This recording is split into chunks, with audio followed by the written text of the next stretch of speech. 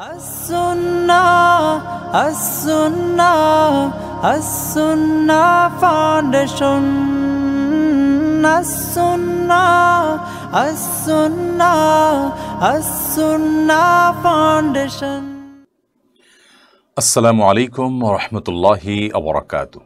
আলহামদুলিল্লাহ, আসসালাতু ওয়াসসালামু আলা রাসূলিল্লাহ ওয়া আলা আলিহি ওয়া আসহাবিহি ওয়া মান ওয়ালা, আম্মা বাদ। সুপ্রিয় দর্শক শ্রোতা ভাই বোন, দেশ কিংবা প্রবাস যে যেখান থেকে আমাদেরকে দেখছেন, আপনাদের সকলকে সাদর আমন্ত্রণ জানাচ্ছি আস-সুন্নাহ ফাউন্ডেশনের স্টুডিও থেকে। আপনারা দেখছেন আস-সুন্নাহ ফাউন্ডেশন আয়োজিত সাপ্তাহিক সরাসরি প্রশ্নোত্তরমূলক অনুষ্ঠান শরীয়ত সমাধানের ১৯৫তম পর্ব। প্রিয় দর্শক, আপনারা ইতিমধ্যে অনেকে জেনেছেন যে আস-সুন্নাহ ফাউন্ডেশনের বন্যা ২০২৩-এর প্রতিবেদন প্রকাশিত হয়েছে।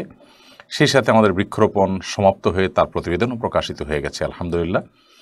এবং নতুন করে আস-সুন্নাহ স্কিল ডেভেলপমেন্ট ইনস্টিটিউটের অধীনে মেয়েদের জন্য স্মার্ট টেইলারিং প্রশিক্ষণ কোর্স এর উদ্বোধন হয়েছে এবং প্রশিক্ষণ আরম্ভ হয়েছে আলহামদুলিল্লাহ। এই প্রশিক্ষণ যারা নিচ্ছেন তারা টেলারিংয়ের পাশাপাশি ফ্যাশন ডিজাইনের পাশাপাশি তারা দ্বীনি বিষয়ে তালিম গ্রহণ করবেন এবং ইনশাআল্লাহ বিইذনিল্লাহ তারা তাদের সমস্যা থেকে বের হয়ে আসার পথ খুঁজে পাওয়ার চেষ্টা অব্যাহত রাখবেন, চালাবেন। আলহামদুলিল্লাহ, আস-সুন্নাহ ফাউন্ডেশনের গোশত বিতরণ কার্যক্রম দুস্থদের মধ্যে সেটিও কিন্তু আরম্ভ হয়েছে এবং আপনারা দেখেছেন যে ইতিমধ্যে সাভার এবং উত্তরবঙ্গের বেশ কয়েকটি জেলা, খুলনা সহ অনেক জায়গায় আমরা কার্যক্রম শুরু করেছি। 20টি জেলায় 20টি বড় গরু জবাই করে আমরা কিছু দুস্থদের মধ্যে গোশত বিতরণ করতে চাই, কারণ গোশতের যে চড়া মূল্য, তাতে গরুর গোশত কিনে খাওয়া গরিব মানুষের জন্য অত্যন্ত কঠিন একটি কাজ। সেই কাজটি সহজ করার জন্য, অর্থাৎ গোশত খাওয়ার শখ বা প্রয়োজন যেটি, তাদের শরীরে যে পুষ্টির চাহিদা আছে সেটি পূরণ করবার জন্য আস-সুন্নাহ ফাউন্ডেশনের তরফ থেকে এটি আমাদের একটা অতি ক্ষুদ্র প্রচেষ্টা।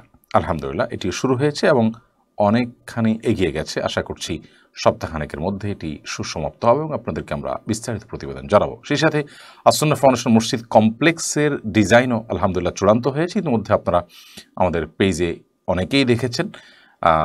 আলহামদুলিল্লাহ দৃষ্টিনন্দন এই ডিজাইনটি চূড়ান্ত আমরা করতে পেরেছি। এর পিছনে বহু শ্রম সময় আমাদেরকে দিতে হয়েছে। আল্লাহ সুবহানাহু ওয়া তাআলা আমাদের জন্য সহজ করে দিয়েছেন বিষয়টা।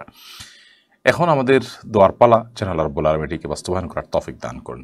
আমরা সবাই যার যার জায়গা থেকে দোয়া এবং প্রচেষ্টা অব্যাহত রাখবো, আল্লাহ আমাদেরকে সেই তৌফিক দান করুন। তাহলে চলুন আর দেরি না করে প্রশ্ন উত্তর আলোকিত ভবনে আমরা প্রবেশ করি। আমি দেখতে পাচ্ছি অনেকে ইতিমধ্যে মন্তব্য শুরু করেছেন এবং অনেকে প্রশ্ন পাঠানো শুরু করেছেন আলহামদুলিল্লাহ আমাদের কাছে। ইতিমধ্যে যে সমস্ত প্রশ্ন আমাদের কাছে চলে আসছে এর মধ্যে একটি হলো আরিফুর রহমান, আপনি আমাদের ইউটিউব চ্যানেলে প্রশ্ন করেছেন, ওমরা করার পদ্ধতি বিস্তারিত আলোচনা করবেন। কোথায় নিয়ত করব বা এহরাম বাঁধবো, হোটেলে গিয়ে এহরাম বা নিয়ত করলে হবে কিনা, কোথায় কোথায় কি কি করতে হবে, সঠিক পদ্ধতি ওমরা কিভাবে করব। দেখুন, ওমরা এটি 4টি কাজের সমন্বয়। মোট 4টি কাজ আপনি সুচারুরূপে সুন্দররূপে করলে ইনশাআল্লাহ বিইذনিল্লাহ ওমরা সম্পাদিত হয়ে যাবে। তার প্রথমটি হলো এহরাম পরিধান করা, দ্বিতীয়টি হলো তওয়াফ করা, তৃতীয়টি হলো সাই করা এবং চতুর্থটি হলো মাথা মুন্ডন করা পুরুষরা, আর মেয়েরা তাদের চুল ছোট করা। এই 4টি কাজ সুসমাপ্ত করতে পারলে ইনশাআল্লাহ বিইذনিল্লাহ ওমরা সুসম্পন্ন হয়ে যাবে। এর মধ্যে এহরাম আমরা কোথায় বাঁধবো? এহরাম বাঁধার জন্য আমাদের লক্ষ্য রাখতে হবে যে এহরাম বাঁধবো আমরা মূলত মিকাত থেকে। কিন্তু যারা পৃথিবীর বিভিন্ন দেশ থেকে আমরা বিমানে করে ওমরা করতে যাই, মিকাতের উপর দিয়ে বিমান চলে যায়, সেখান থেকে নেমে মিকাতে এহরাম পরা সম্ভব নয়, সেজন্য আমরা যার যার দেশ থেকে এহরাম পরে যাই। আর যদি কারোর সুযোগ থাকে বিমানে এহরাম পরার কিংবা ট্রানজিট ফ্লাইট থাকলে মিকাতের খুব কাছাকাছি গিয়ে এহরাম পরার চেষ্টা করতে পারে, সেটা ভালো হয়।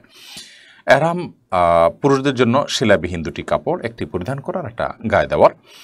আর এহরাম পরিধান করার পর মিকাতে যখন আমরা নিয়ত করে ফেলবো, যদিও আমরা আগে এহরাম পরে ফেলবো, নিয়ত করব মিকাত থেকে, কারণ প্রতিটা ফ্লাইটেই আপনার ওমরাগামী বা মক্কাগামী যাত্রীদেরকে, ওমরার যাত্রীদেরকে ফ্লাইটে বলা হয়, ঘোষণা দেওয়া হয় যে তারা এখন মিকাত ক্রস করতে যাচ্ছেন, বিধায় যেন নিয়ত করে নেন।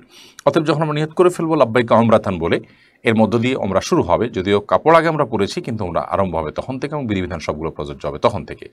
এরপর থেকে আমরা তালবিয়া পড়তে থাকবো, লাব্বাইক আল্লাহুম্মা লাব্বাইক, লাব্বাইক লা শারীকা লাক লাব্বাইক, ইন্নাল হামদা ওয়ান নি'মাতা লাকা ওয়াল মুলক লা শারীকা লাক। এই তালবিয়া পুরুষ উচ্চস্বরে আর নারীরা নীরবে পড়তে থাকবেন। এর পাশাপাশি এহরাম পরার পর থেকে নিয়ে এহরামের নিষিদ্ধ কাজগুলো আর করা যাবে না। সেটি হলো কোনো প্রাণীকেও হত্যা করতে পারবো না এহরাম যারা পরিধান করেছেন বা এহরামের নিয়ত যারা করেছেন তারা। সেই সাথে শরীরের কোনো পশম, চুল, নখ ইত্যাদি কাটা যাবে না এবং সুগন্ধি আমরা মাখবো না, গায়ে মাখবো না। সেই সাথে আমাদের সুগন্ধি আমরা কেউ মানে এরপর থেকে এহরাম আমরা পারফর্ম করে শেষ করার আগ পর্যন্ত কেউ কোথাও আমরা সুগন্ধি ব্যবহার করব না। সেই সাথে আপনার এহরামের নিষিদ্ধ যে সমস্ত বিষয় আছে, যেমন মিকাতের এরিয়াতে কোনো প্রাণী হত্যা করা, এগুলো থেকে বিরত থাকতে হবে। এই কাজগুলো আমরা করব না। মাথা ঢাকবো না পুরুষরা এবং সেই সাথে সেলাই বিশিষ্ট কোনো পোশাক আশাক আমরা পরিধান করবো না, সেটা আন্ডারওয়্যার হোক কিংবা গেঞ্জি হোক ইত্যাদি। তাহলে এহরাম পরে তালবিয়া পাঠ করতে শুরু থাকা এবং এহরামের নিষিদ্ধ বিষয়গুলো থেকে বেঁচে থাকা, এর মধ্য দিয়ে আমাদের ওমরা শুরু হলো। এরপর আমরা যখন মক্কায় চলে যাব, হোটেলে গিয়ে রেস্ট করে অথবা যখন সুবিধা হয় তখন আমরা গিয়ে প্রথমে তওয়াফ করব। তওয়াফের প্রত্যেকটা চক্করে আলাদা কোনো দোয়া নাই। বিসমিল্লাহ আল্লাহু আকবার বলে হাজর আসদ পাথরকে হাতের বামে রেখে আমরা হাত দিয়ে ইশারা দিয়ে বিসমিল্লাহ আল্লাহু আকবার বলে তওয়াফ শুরু করব।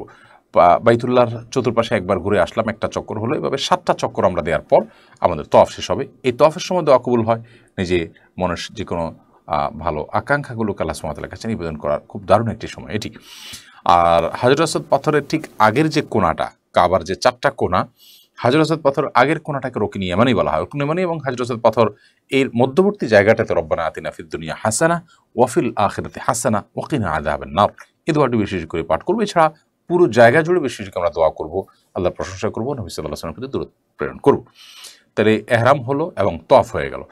এবং এই তওয়াফে অর্থাৎ প্রথম যে তওয়াফটা আমরা করছি, ওমরার যে তওয়াফ, সেই তওয়াফটাতে পুরুষরা তারা এহরামের কাপড়টা ডান কাঁধের নিচে দিয়ে অর্থাৎ বগলের নিচ দিয়ে বাম কাঁধের উপর আমরা রেখে এই ডান কাঁধটা খালি রাখবো এবং তওয়াফ শেষে আবার কাঁধটা আমরা ঢেকে দিব। তওয়াফের মধ্যে নামাজের সময় হলে তখন আমরা ঢেকে ফেলবো। আর এই পুরো সময় জুড়ে আমরা যখন তওয়াফ করতে থাকবো, প্রথম 4টি চক্করে সম্ভব হলে একটু জোরে জোরে হাঁটবো পুরুষরা, পরের চক্করগুলোতে স্বাভাবিক হাঁটবো। আর মেয়েরা এ সমস্ত অবস্থায় স্বাভাবিকই থাকবেন। মেয়েরা এহরামের কাপড়ের মধ্যে তাদের স্বাভাবিক পোশাকই পরবেন, অতিরিক্ত সাজসজ্জা ইত্যাদি থেকে বিরত থাকবেন এবং যথাসম্ভব তারাও নীরবে তালবিয়া পাঠ করতে থাকবেন। আর তাদের মুখমণ্ডল তারা পরপুরুষের দৃষ্টিতে আসবে এরকম আশঙ্কা তৈরি হলে তখন তারা ঢেকে ফেলবেন, আর অন্য সাধারণ অবস্থায় তারা খোলা রাখবেন। সাধারণত আজকাল ওমরার সময়টাতে প্রচুর মানুষ থাকে চতুর্পাশে বিধায় মুখে সরাসরি কোনো নেকাব না বেঁধে ক্যাপ ট্যাপ ইত্যাদি দিয়ে কোনো কাপড় ঝুলিয়ে দিয়ে আমরা পর্দা এবং ওমরা একই সঙ্গে করতে পারি। তওয়াফ শেষ হয়ে গেলে এরপরে তওয়াফের 2 রাকাত নামাজ পড়ব। প্রথম রাকাত সূরা কাফরুন, দ্বিতীয় রাকাত সূরা ইখলাস পড়া সুন্নাত, অন্য কোনো সূরা পড়লে আদায় হয়ে যাবে। এর পাশাপাশি জমজম পানি পান করা, জমজম পানি একটু শরীরে মাখানো, মাথায় দেওয়া, মুখে দেওয়া এবং সেই সাথে আপনার হাজরে আসওয়াদ পাথর এবং বাইতুল্লাহর যে দরজা, এই দুটা মধ্যবর্তী জায়গা যেটাকে হাতিমে কাবা বলা হয়, যেটাকে আপনার কি বলে এটাকে দোয়া কবুলের গুরুত্বপূর্ণ একটা জায়গা, মিজাবে রহমত, সেখানে আমরা হাত রেখে দোয়া করতে পারি যদি সুযোগ হয়। কিন্তু অনেক ভিড় থাকে আজকাল, সেটা সম্ভব হয় না। হাজরে আসওয়াদ পাথর চুমা দিতে গিয়ে কাউকে কষ্ট দেওয়ারও কোনো সুযোগ নেই। যাই হোক, তওয়াফ শেষ হওয়ার পর আপনাকে সাইনবোর্ড ইন্ডিকেট করবে যে এদিকে সাই টু মাসা লেখা থাকবে। সেখানে গিয়ে আপনি সাফা পাহাড়ের উপর দাঁড়িয়ে প্রথম কিবলামুখী হয়ে লা ইলাহা ইল্লাল্লাহু ওয়াহদাহু লা শারীকা লাহু লাহুল মুলকু ওয়া লাহুল হামদু ওয়া আলা কুল্লি শাইইন কাদির পড়বেন। ইন্না সাফা ওয়াল মারওয়াতা মিন শাআইরিল্লাহ ফামান হাজ্জাল বাইতা ওয়া তামারা ফালা জুনাহা আলাইহি আন ইয়াতাওয়াফা বিহিমা ওয়া মান তাতাওয়া খায়রান ফাইনাল্লাহা শাকিরুন আলিম। আপনি সম্ভব হলে পড়বেন, আর না পড়লে অসুবিধা নেই, তবে পড়তে পারলে ভালো, দেখে দেখে পড়তে পারি আমরা চাইলে। সেই সাথে লা ইলাহা ইল্লাল্লাহু ওয়াহদাহু আনজাযা ওয়া'দাহু ওয়া নাসারা আবদাহু ওয়া হাযামাল আহজাবা ওয়াহদাহু, দোয়া পড়ে এবার আপনি কিবলামুখী হয়ে কাবার দিকে ফিরে আপনি 2 হাত তুলে দোয়া করবেন। আবার কিছুক্ষণ দোয়া করার পর আবার ওই বাক্যগুলো পাঠ করে আবার দোয়া করবেন। এভাবে 3 বার করা সুন্নাহ। এরপর আপনি হাজরে আসওয়াদ, এরপর আপনি সাফা পাহাড় থেকে মারওয়া পাহাড় দিকে রওনা দিবেন। 2 সবুজ লাইটের মধ্যখানে একটু জোরে হাঁটবেন। মারওয়া পাহাড়ে গিয়ে আবার একইভাবে সাফা পাহাড়ে যেরকম দোয়া করেছেন একইভাবে দোয়া করবেন এবং সাফা পাহাড় থেকে মারওয়া পাহাড় থেকে আবার সাফা পাহাড়ে আসবেন। সাফা থেকে মারওয়া গেলেন, একটা চক্কর হয়ে গেল, আবার আসলেন আরেকটা চক্কর হয়ে গেল। যে গিয়ে আসা একটা চক্কর না, বরং যাওয়া একটা, আসা আরেকটা, এবার মোট 7টা চক্কর হবে। সাফা থেকে শুরু হবে, মারওয়া গিয়ে শেষ হবে। চক্কর চলাকালীন সময় আপনি জিকির আজকার তাসবিহ তাহলিল পড়তে পারেন, আল্লাহর কুদরত নিয়ে চিন্তা ভাবনা করতে পারেন, মক্কার ইতিহাস নিয়ে চিন্তা ভাবনা করতে পারেন, সেই সাথে জমজমের পানি এবং এই সাফা মারওয়া যে আল্লাহর নিদর্শন সেগুলো নিয়ে চিন্তা ভাবনা করতে পারেন। আপনার সাই যখন শেষ হয়ে গেল, এরপর বাকি থাকলো শুধু মাথা মুন্ডন করা।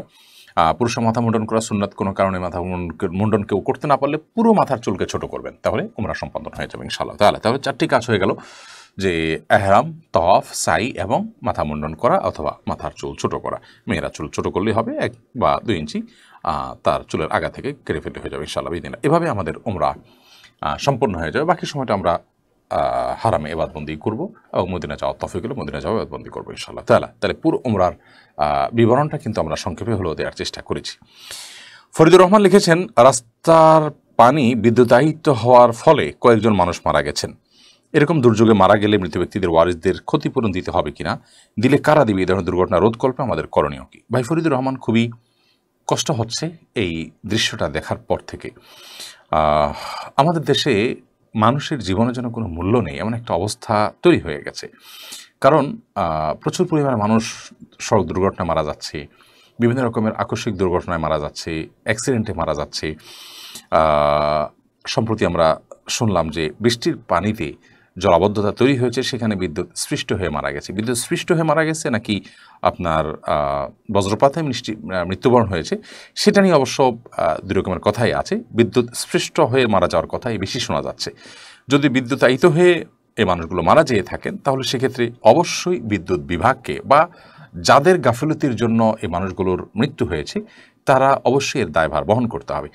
আমরা আমাদের দেশে সাধারণত এ ধরনের কোনো দুর্ঘটনায়, কোনো এ ধরনের মর্মান্তিক ঘটনায় মানুষ মারা গেলে তাদের মৃত্যুর জন্য কাউকে দায় নিতে দেখি না।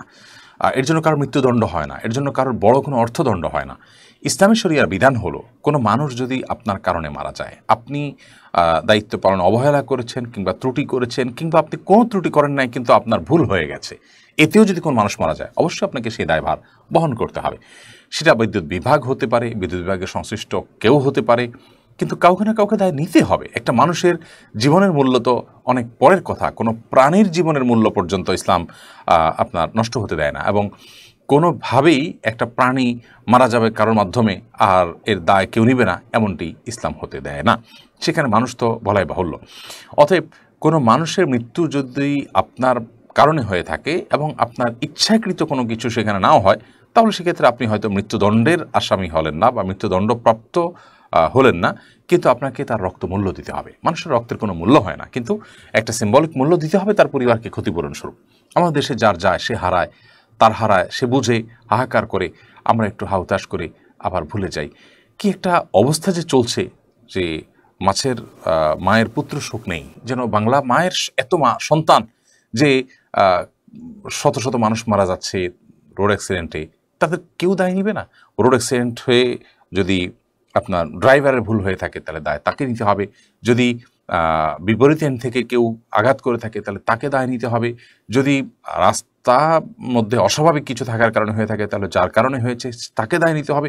কাউকে না কাউকে তো দায় নিতে হবে। আমরা সৌদি আরবের কথা জানি যে সেখানে এখনও পর্যন্ত আদালতে ইসলামিক বিধিবিধানগুলো মেনে বিচার কার্য পরিচালনা করা হয়, এবং সেই জন্য কিন্তু আমরা জানি যে আদালতে কোনো মানুষ যদি মৃত্যুবরণ করে, এমনকি রাস্তাঘাটে যদি কোনো মানুষ মৃত্যুবরণ করে, তাহলে সেক্ষেত্রে তার জন্য কিন্তু আপনার দায় কাউকে না কাউকে নিতে হয়। ড্রাইভার সাহেবের ভুলের কারণে হয়েছে, ইচ্ছাকৃত মারেন নাই, ভালো কথা, তার জন্য তার মৃত্যুদণ্ড হবে না, কিন্তু রক্তমূল্য তাকে দিতে হবে। আর সেটা হলো 100 উটের মূল্য। 100 উটের মূল্য আপনি গড়ে 5,000 টাকা করে যদি ধরেন, তাহলে 5 লক্ষ সৌদি রিয়াল বা বাংলায় প্রায় 1.5 কোটি টাকার মতো। বিশাল বড় একটা অ্যামাউন্ট। এটা না দিতে পারলে আপনি জেলে থাকবেন। তো আমাদের দেশে এই জাতীয় দুর্ঘটনাগুলোর জন্য কাউকে দায় নিতে দেখা যায় না। দায় তো কারো না কারো অবশ্যই আছে, এবং সেটা পরিষ্কার হওয়া দরকার। আমার মনে হয় এটা নিয়ে আমাদের প্রত্যেকটা মানুষের সোচ্চার হওয়া উচিত যে আমাদের জীবন এতটা মূল্যহীন হতে পারে না। এর দায় কাউকে না কাউকে দিতে হবে। আমরা বলি আইনের শাসনের কথা। কিসের আইনের শাসন? ঠিক আইনের শাসন হতে পারে? একটা আইনের শাসন থাকার সমাজে মানুষ দুর্ঘটনায় মারা যাবে আর তার দায় কেউ নিবে না, তার জন্য কারোর কিছু হবে না। খুবই দুঃখজনক অধ্যায়। যাই হোক, এ ধরনের দুর্ঘটনা রোধ করার জন্য আমার মনে হয় আইনের শাসনটা সবচেয়ে বেশি প্রয়োজন, এবং দায়ী ব্যক্তিদের দৃষ্টান্তমূলক শাস্তি সবচেয়ে বেশি প্রয়োজন। সেটা যদি করা যায়, তাহলে ইনশাআল্লাহ বিদিল্লাহ এগুলো অনেকখানি কমে আনা সম্ভব হবে। আর তাদের ক্ষতিপূরণ ওয়ারিসদেরকে অবশ্যই দেওয়া উচিত। আমরা দোয়া করি আল্লাহ রাব্বুল আলামিন মৃত ব্যক্তিদেরকে শাহাদাতের মর্তবা দান করুন, তাদের পরিবারকে সান্ত্বনা নসিব করুন, এবং আমাদের দেশটাকে আল্লাহ রাব্বুল আলামিন সুন্দর এবং আইনের শাসন প্রতিষ্ঠা করা দেশে পরিণত করার তৌফিক দান করুন। আমরাও সাধারণ মানুষ প্রত্যেকে যার যার জায়গা থেকে দায়িত্বশীল না হলে জলাবদ্ধতা বা এই জাতীয় সমস্যাগুলো কোনো অবস্থায় দূর হবে না। আমরা এত মানুষ বাস করি ছোট্ট একটা জায়গাতে, যে যেখানে ইচ্ছা যা ইচ্ছা তা ফেলছি এবং তার কারণে জলাবদ্ধতা হতে পারে, সেখানে মানুষের চলাচলে ব্যাঘাত সৃষ্টি হতে পারে, কোনো প্রকার ময়লা আবর্জনা একত্র হয়ে সেখানে দুর্বিষহ পরিস্থিতি তৈরি হতে পারে।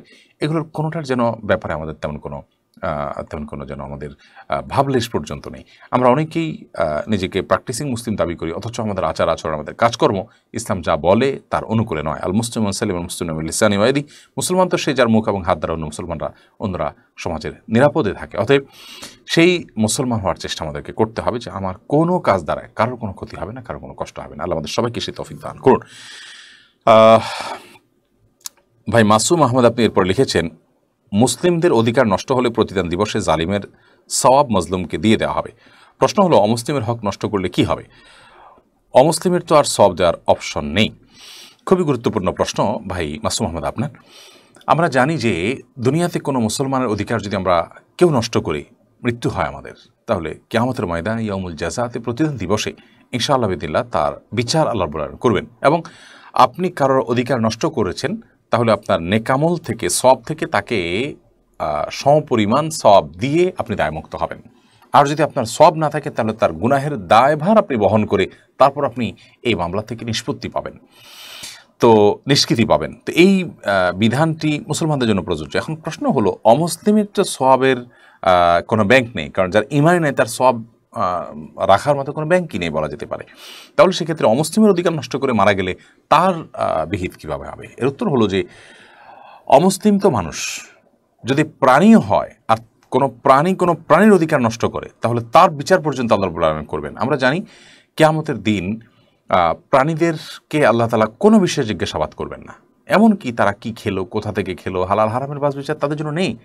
কিন্তু একটা প্রশ্নের উত্তর তাদেরকেও দিতে হবে, তা হলো কারোর প্রতি তারা জুলুম করেছে কিনা। যদি করে থাকে তাহলে তার প্রায়শ্চিত্ত তাকে করতে হবে, তার শাস্তি তাকে ভোগ করতে হবে, দেন তার যে পরিণতি দিকে সে যাবে, অর্থাৎ তাকে মাটি হতে বলা হবে, মাটির সাথে সে মিশে যাবে। তাহলে প্রাণীদেরকে পর্যন্ত পারস্পরিক অধিকার নষ্ট করার জন্য বিচার মুখোমুখি করা হবে। সেখানে অমুসলিমের প্রতি আপনি অন্যায় করবেন, সে তো মানুষ, তার কোনো বিহিত হবে না, তা তো হতে পারে না, অবশ্যই বিচার হবে। এখন প্রশ্ন হলো কিভাবে হবে? এর সরল এবং সঠিক উত্তর হলো যে এর ধরন একমাত্র আল্লাহ তাআলা ভালো জানেন। কারণ গায়েবের জগৎ বা আলমুল গায়েব, অদৃশ্যের জগতের কোনো বিষয় সম্পর্কে আমরা নিছক ধারণা করে কোনো মন্তব্য করতে পারি না, চূড়ান্ত কোনো সিদ্ধান্ত দিতে পারি না। তবে অনেকগুলো অপশন হতে পারে। তার একটি হলো যে প্রাণীদেরকে যেরকম শিংআলা প্রাণী শিং নাই, সে প্রাণীকে আঘাতপ্রাপ্ত করেছে, তাহলে কিয়ামতের দিন আল্লাহ তাআলা ওই দুর্বল প্রাণীটার শিং দিয়ে যে শিংআলা প্রাণীটা আঘাত করেছে তাকে আঘাত করার শক্তি দিবেন। সে আঘাত করবে এবং বিচার হবে, অর্থাৎ তার শাস্তি সে ভোগ করবে, তার কর্মফল সে ভোগ করবে, এরপরে তারা মাটি হয়ে যাবে। ঠিক একইভাবে হয়তোবা কোনো মুসলিমের প্রতি আপনি যদি শারীরিকভাবে অত্যাচার করে থাকেন, অবিচার করে থাকেন, তাহলে সেক্ষেত্রে আল্লাহ তাআলা আখিরাতে তাকে শক্তি দিবেন আপনার উপর সেই একই আপনার কর্ম সম্পাদন করার, এবং তার মাধ্যমে তার বিচার সে পাবে। আবার হতে পারে যে তার যে গুনাহ, তার যে পাপ, এই পাপের বোঝা আপনার জুলুমের অনুপাত হারে আপনার উপরে বর্তানো হবে এবং সেটার সাজা আপনি ভোগ করতে থাকবেন। আর তার যে পাপের বোঝা সেখান থেকে কিছুটা হলেও কমলো, জাস্ট এটুকু, কিন্তু সে আল্লাহ না করুন ঈমান নিয়ে যাওয়ার কারণে তাকে তো জাহান্নাম ভোগ করতেই হবে, এবং যদি বেঈমান হয়ে মারা যেয়ে থাকে তার অন্তঃসমকাল জাহান্নাম থাকবে, সেটি ভিন্ন বিষয়। তাহলে অমুসলিমদের প্রতি জুলুম করলেও তার বিচার হবে, তার ধরন কি হবে সেটা একমাত্র প্রকৃত অবস্থা একমাত্র আল্লাহ তাআলা ভালো জানেন, কিন্তু বিচার অবশ্যই হবে। এরপরে বোন ফাহমিদা রহমান আপনি লিখেছেন, নারীর পড়াশোনা ও ক্যারিয়ার নিয়ে ধর্মীয় অঙ্গনে প্রায় বিতর্ক হতে দেখি, ইসলাম কি নারীদের উচ্চশিক্ষা ও ক্যারিয়ার বিরুদ্ধে? আপনার মন্তব্য কাম্য। এ বিষয়ে আমরা বেশ কয়েকবার কথা বলেছি এবং অতি সম্প্রতি আমরা কথা বলেছি, বিশেষ করে আসুন্নাহ ফাউন্ডেশনের স্কিল ডেভেলপমেন্ট ইনস্টিটিউটের অধীনে মেয়েদের জন্য যে স্মার্ট টেইলারিং এবং ফ্যাশন ডিজাইনের প্রশিক্ষণ আমরা শুরু করেছি, সেখানে এই প্রশ্ন উত্তর আমরা দিয়েছি উদ্বোধনী অনুষ্ঠানে, যে মেয়েরা তারা কোনো কাজকর্ম, ব্যবসা বাণিজ্য, কাজকর্ম বলতে ব্যবসা বাণিজ্য এবং অর্থ উপার্জন, এই কাজগুলো তারা করতে পারবে কিনা বা করবে কিনা, ইসলাম কি বলে, এবং তাদের ক্যারিয়ার, তাদের পড়াশোনার পর ইসলামের দৃষ্টিভঙ্গি কী। দেখুন, মেয়েরা শরিয়ার সীমানার মধ্যে থেকে পড়াশোনা করতে পারবে, তাদের ক্যারিয়ার বিল্ড আপ করতে পারবে, ব্যবসা বাণিজ্য পরিচালনা করতে পারবে। মহিলা সাহাবীরা অনেকে করেছেন। আর কোনো নারী যদি নারীদের সেবা দেওয়ার জন্য তিনি পড়াশোনা করেন এবং নিজেকে প্রস্তুত করেন এবং নারীদের সেবা দেওয়ার জন্য নারীরা যেন পুরুষদের কাছে গিয়ে বিব্রত বোধ করতে না হয়, সেজন্য তিনি যদি বাহিরে বের হন শরিয়ার সীমানা এবং পর্দার বিধিবিধানগুলোকে মেনে, তাহলে সেটা শুধু জায়েজই নয়, কোনো কোনো ক্ষেত্রে সেটি সওয়াবেরও কারণ হতে পারে নিয়তের ভিত্তিতে। ধরা যাক গাইনি ডাক্তার কেউ হতে চেষ্টা করেছেন, কেন? কারণ মেয়েদের সার্ভিস তিনি দিতে চান। কারণ পর্যাপ্ত পরিমাণে গাইনি ডাক্তার যদি না থাকেন, তাহলে সেক্ষেত্রে মেয়েদের এ জাতীয় সার্ভিসে, এ জাতীয় সেবাতে পুরুষদেরকে নিয়োগ করতে হবে, এবং সেটি হচ্ছেও আমাদের দেশে, সৌদি আরবে, অনেক দেশে হচ্ছে। তো সেরকম দুর্বিষহ বিব্রতকর পরিস্থিতি থেকে মেয়েদেরকে বাঁচাবার জন্য পর্দার বিধানটা যেন তাদের লঙ্ঘন না হয়, তাদের ব্যক্তিত্ব যেন নষ্ট না হয়, তাদের যেন অস্বস্তি বোধ না হয়, সেজন্য নারীদের সার্ভিস দেওয়ার জন্য আপনি পড়াশোনা করে আপনি নিজেকে সেভাবে গড়ে তুললেন, তাহলে এটি সওয়াবেরও কারণ হতে পারে, বরং শুধু জায়েজ নয়। অতএব মেয়েরা কোনো কাজ করতে পারবে না, বাহিরে যাবে না, ব্যাপারটা তা নয়। তবে হ্যাঁ, ইসলামের মৌলিক দৃষ্টিভঙ্গি আমাদেরকে মাথায় রাখতে হবে। আল্লাহ তাআলা বলেছেন ওয়াকারনা ফি বুয়ুতিকুন্না, মেয়েরা তারা তাদের বাসা বাড়িতে থেকে তারা ভেতরের যে সাইডটা আছে সেটা তারা দেখবেন, আর বাইরে যখন প্রয়োজন হয় তারা যাবেন, কিন্তু তাদের মূল দায়িত্বটা হলো অভ্যন্তরীণ সাইডটা সামলানো, আর পুরুষদের দায়িত্ব হলো বাহিরের সাইডটা সামলানো। আমরা মেয়েদেরকে মুক্ত করার নাম দিয়ে এক শ্রেণীর মানুষকে দেখি, তারা মেয়েদের ভেতরের দায়িত্ব যেটি তাদেরকে তো পালন করতেই হয়, পাশাপাশি বাহিরের দায়িত্ব তাদের মাথার উপর আমরা চাপাই। তাদের রান্নাবাড়া কম বেশি করতেই হয়। তারা মা হিসাবে সন্তান গর্ভে ধারণ করতে হয়, যেটা অত্যন্ত কষ্টসাধ্য একটা কাজ। সন্তান প্রসব করা, সন্তানকে দুগ্ধদান করতে হয় দীর্ঘ একটা সময়। এই পুরো কাজগুলো কিন্তু তাদের জীবনের একটা বড় অংশ জুড়ে তাদেরকে সম্পাদন করতে হবে, এবং এটা অবশ্যই ঘরে করাটা তাদের জন্য অধিকতর উপযোগী। তাদের শরীরের কাঠামোটা আল্লাহ তাআলা ওইভাবে তৈরি করেছেন। একটু চিন্তা করলে দিনের আলো মতো পরিষ্কার হয়ে যায়। এই বাস্তবতাকে যারা অস্বীকার করেছে পৃথিবীতে, তারাই কিন্তু দাম্পত্য জীবন, পারিবারিক জীবনের যে স্বাদ, সেটি থেকে বঞ্চিত হয়েছে। আপনি পশ্চিমাদের কথা বলুন, উন্নত অনেক দেশের কথা বলুন, তাদের কিন্তু পারিবারিক যে সুখ শান্তি, সেটি কিন্তু হারিয়ে গেছে, একেবারেই হারিয়ে গেছে, এবং পরিবারগুলো এত ঠুনকো হয়ে গেছে সম্পর্কগুলো, যে সেটি বলার আর অপেক্ষা রাখে না। এর অন্যতম প্রধান কারণ এটি যে আল্লাহ রাব্বুল আলামিনের যে সুন্নাহ নিয়ম, সেটিকে তারা লঙ্ঘন করেছে। তাহলে আমাদের মনে রাখতে হবে, মেয়েরা ঘরে আবদ্ধ হয়েই থাকবে, বাইরে কোথাও বের হতে পারবে না, এবং তাদেরকে আপনি একেবারে মূর্তির মতো করে ফেলবেন, এটি যেমন ইসলামের কথা নয়। আবার একেবারে মেয়েরা পুরুষদের মতো করে বাইরের সব কাজগুলোতে তারা অংশগ্রহণ করবে। আবার অ্যাজ এ নারী আল্লাহ তাআলা তাদের যে দায়িত্ব দিয়েছেন, তাদের মানে শরীরের স্ট্রাকচারে যে সমস্ত দায়িত্বের কথা বলে, সেগুলো তো তারা পালন করবেনই, পাশাপাশি এরকম ডাবল দায়িত্ব তাদের উপর চাপানোর কথাও কিন্তু ইসলাম বলে না। অর্থাৎ এক্ষেত্রে আমাদেরকে স্থান কাল পাত্র ভেদে সমন্বয় করতে হবে, অর্থাৎ পর্দার বিধিবিধান মেনে, শরিয়ার বিধিবিধান মেনে, তারপর তিনি তার অন্য সমস্ত দায়িত্ব পালন করতে পারেন। বিশেষ করে অন্য নারীদের কল্যাণে তিনি কাজ করতে পারেন, এবং মুসলিম তো বটে, অন্য ধর্মাবলম্বী নারীরা পর্যন্ত তাদের সার্ভিসগুলো সাধারণত তারা কোনো পুরুষের কাছে পেতে তারা স্বস্তি বোধ করেন, আর তারা কোনো নারীর কাছে পেতে তারা স্বস্তি বোধ করেন। আর কোনো নারী কোনো পুরুষের কাছে, ধরুন আইডেন্টিটির জন্য ছবি তোলার কাজ বা তার এরকম আরও ট্রিটমেন্ট ইত্যাদি, এগুলো কোনো পুরুষের কাছে গিয়ে করতে সাধারণত তিনি স্বস্তি বোধ করেন না। অতএব সেই বিষয়গুলোকে বিবেচনা করে মেয়েরা পড়াশোনা করবে, তাদের কেরিয়ার গড়ে তুলবে, কিন্তু পর্দার বিধিবিধান লক্ষ্য রেখে। আমরা আমাদের সেবিকা নুন স্কুলের কথা জানি, আমরা ইডেন কলেজের কথা জানি, আমরা মেয়েদের জন্য বিশেষায়িত শিক্ষা প্রতিষ্ঠানের কথা জানি। এই প্রতিষ্ঠানগুলোর সুনাম সুখ্যাতি কিন্তু কম নয়, এগুলোর ঐতিহ্য, এগুলোর অর্জন কিন্তু কম নয়। এই প্রতিষ্ঠানগুলোতে ছেলেদেরকে আলাদা, মেয়েদেরকে আলাদা, ঠিক একইভাবে নটরডেমের কথা বলি ছেলেদের জন্য, তো এইভাবে ছেলে এবং মেয়েদের জন্য আলাদা প্রতিষ্ঠান করার মধ্য দিয়ে সেখানে কিন্তু পড়াশোনার মান কোনো ক্রমে কম হয়নি, বরং ভালো হয়েছে।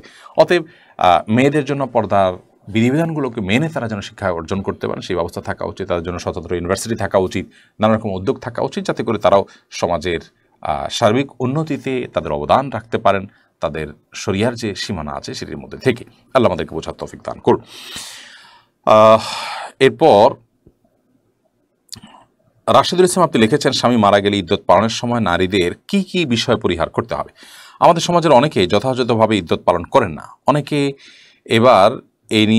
আবার এ নিয়ে নিজের উপর অতি কঠোরতাও আরোপ করেন। এই বিষয়ে বিস্তারিত জানার অনুরোধ করছি। ভাই রাশেদুল ইসলাম, স্বামী মারা গেলে একজন স্ত্রী তিনি শোক পালন করবেন, এটা কি ইদ্যত বলা হয়। 4 মাস 10 দিন পর্যন্ত তিনি শোক পালন করবেন। কিভাবে শোক পালন করবেন? শোক পালনের প্রক্রিয়া হবে এই যে তিনি নিজেকে তার বাসা বাড়িতে নিজস্ব আঙ্গিনাতে তিনি নিজেকে আবদ্ধ রাখবেন। এর মানে এই না যে একটা কক্ষে তিনি আটক থাকবেন জেলখানার মতো, না, তা নয়।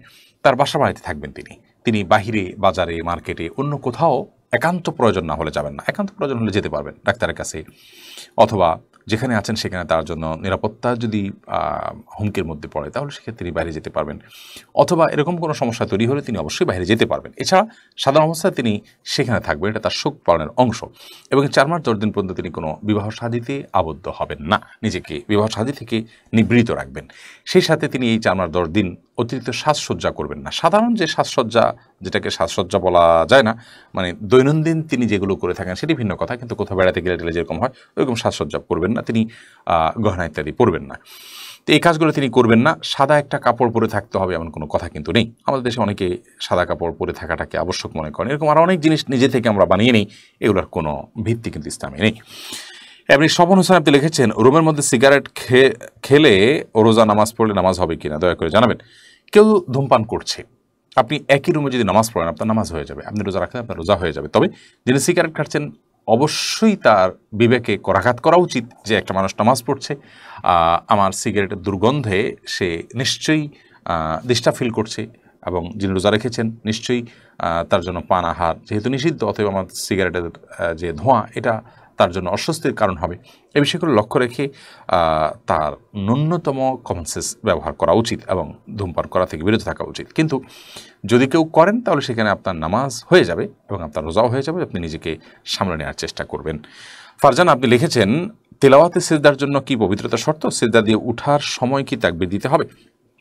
আল্লাহু আকবার বলে আপনি তাসবিহ পড়বেন, সুবহান রাব্বিয়াল আলা, সুবহান রাব্বিয়াল আলা, সুবহান রাব্বিয়াল আলার মাধ্যমে সিজদা সম্পাদন হয়ে যাবে। সিজদার জন্য তেলাওয়াতের সিজদা দেওয়ার জন্য উযু লাগবে কিনা? হানাফি মাযহাব অনুযায়ী আরও অন্যান্য অনেক স্কলারদের মতে তেলাওয়াতের সিজদার জন্য উযু লাগবে, নামাজের জন্য যেরকম উযু লাগে।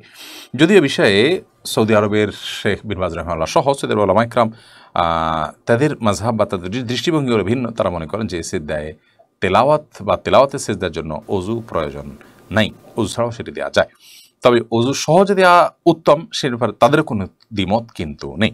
অতএব আমরা চেষ্টা করব অবশ্যই উযু সহই তেলাওয়াতে সিজদা দেওয়া, সেটাই আর এ মতে অধিকতর নিরাপদ। বিধায় বিনা উযুতে তেলাওয়াতে সিজদা না দেওয়াটাই আমি মনে করি অধিকতর নিরাপদ এবং দলিল দিক থেকে শক্তিশালী। যদিও উভয় পক্ষে দলিল আদিল্লা এবং বিস্তারিত প্রমাণ তথ্য আছে এবং সেটা ডিসকাস করার সুযোগ এই সংক্ষিপ্ত ভাষণের প্রশ্নোত্তরে কিন্তু নেই। আলম বনি সাদ এডি থেকে আপনি লিখেছেন, একটি গ্রামে 250 গজের মধ্যে 2টি মসজিদের কি দরকার আছে যেখানে পুরুষ মানুষের সংখ্যা 250 জন? দেখুন, মসজিদ যদি প্রয়োজন ছাড়া আমরা একটার পাশে আরেকটা নির্মাণ করি এবং তার উদ্দেশ্য যদি হয় নিজেদের বড়ত্ব জাহির করা, নিজেদের প্রভাব জাহির করা, তাহলে সেক্ষেত্রে সেটি ইবাদত বা সওয়াবের কারণ হবে না, বরং তার কারণে আল্লাহ তাআলার কাছে সমাজের মানুষকে বিভক্ত করার জন্য আমরা দায়ীও হতে পারি। আমাদের দেশে এই জিনিসটি অহরহ হয়ে থাকে।